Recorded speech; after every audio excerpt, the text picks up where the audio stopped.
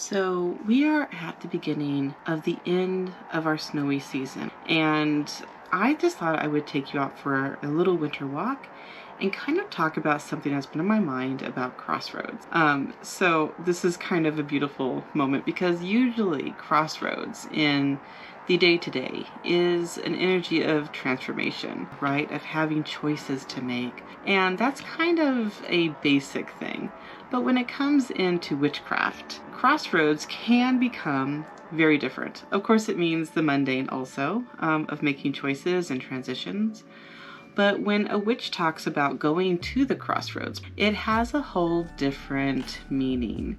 And I kind of wanted to explore in the most basic sense, of course. I'm not going to go very heavy on this, but in my own personal practice is by beginning to physically go to a location that you can picture in your imagination and your visualization when you meditate, whichever terminology it is that you seek to use. I for one like to go into a nature crossroad, but whatever energy it is that resonates best with you, if it's city life, it's like a bunch of people and movement, if it's in the woods, if it's say at a farm, it's whatever it is that is for you, it's gonna be the best way to start this. Find a place that is a crossroads and go there physically and start spending time with it. Start memorizing the way it feels, the way it smells. What does the sun feel like when it's there? What does it feel like in the daytime, at nighttime? Go there at various times of the day. My favorite thing is to go and have lunch there. Spend like 30 minutes, an hour, whatever it is, having lunch, or maybe in the evening, go there with a book, a thermos of tea or something, and spend time with it. So the goal is to start to create a memory of the place so that when you go home, you can then go to stage 2 of crossroads work, which is going to be visualizing what it is that you have now memorized, right? So you want to have as many of the 5 senses that you can bring into that meditation, all based on memory. And in the meditation, where you are visualizing the place, try to remember the way the air tastes, remember the way the air feels, and allow the meditation to have as vivid of a visualization as you can. I have heard that some people struggle with visualizing things, and I would suggest, if you have a hard time with your eyes closed and visualizing it, to go ahead and get out a piece of paper, crayons, pastels, whatever, or paint, whatever it is, and art it.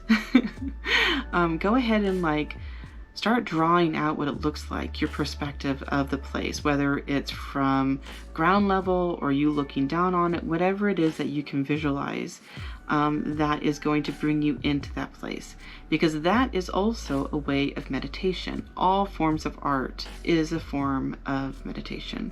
And so whether it's with your eyes closed and visualizing it, or whether it is with doing the artwork, that is the stage 2 part of allowing yourself to bring yourself to the place that you were at physically before. And then you want to start to bring this into your dreams.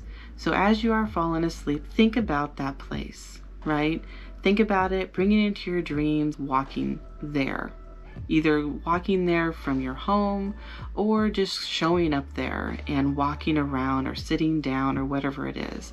Allow yourself in your dreams to have the sensation of being there. And from there, we're allowing ourselves to have, in a witchcraft way, an energy balance of understanding the connectability between our mental imagination tied into the reality of a physical place, right? So you have some common sense with it, you understand where it is that you're going, as well as your imagination. All of our intentions, all of our energy that is woven into magic comes from our imagination. It comes from the things that we can set dreams to, right? Dreams that become reality. And so we want to, as witches, be able to tie these 2 things together, the reality with your imagination, right? Once we are allowed to tie those things together, it generally will begin to open a door for us when we are going into a dream state, as we're going to sleep, to allow those things to combine and then to organically unfold in whichever way it is that your beautiful brain is going to do. So I would suggest that on the days that you are going to sleep with this, that you do some protection spells around your room, around your bed. Go ahead and set up those wards, and as you are preparing to go to bed, that you enforce those wards with protections, just so that yourself knows that you are protected, right? So that you don't feel uncomfortable when you're going into this dream state. Some people will call this dream walking, or it's not exactly astral projection, because you're not projecting yourself somewhere.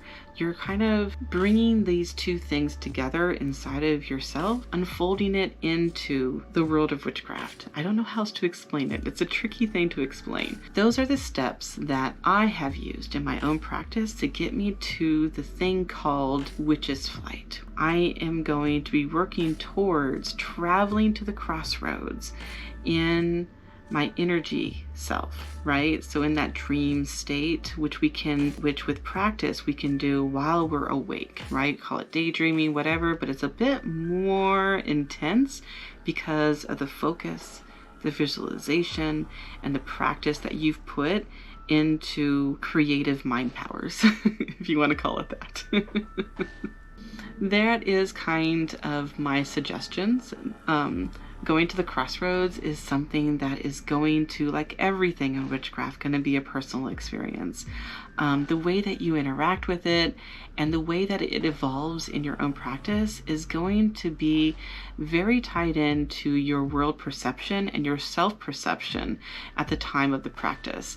And if you do it for a while, take a break, and then go back to it, you may notice a very distinct change in the way that the dream walking, the crossroad adventures are going to present themselves to you, because you have matured during that space of time. You have evolved more, maybe in one way or another within your personal life, your day-to-day life, and that might also tie into your witchcraft. And so keeping that journal going, which I'm always going to talk about, is a really good way to see and to register your growth, so you can look back and to see how things have evolved. Maybe some things are stagnant, giving you like insight on maybe where areas that you want to work on yourself. But the ultimate goal for crossword magic is being able to grow in yourself with this awareness of self. As I said in the beginning, combining the reality with your imagination and allowing those things to merge so that your intention setting, your magic weaving, and your dream walking can become more strong. And then from there it evolves. And that is up for you in your own life experiences with your witchcraft and your practice, which no witch can tell you what is right or wrong, which is a whole different world of fun. Yeah, so thanks for hanging out with me for a few minutes of your day, and hopefully you're having a beautiful day wherever you are. And as always, happy witching.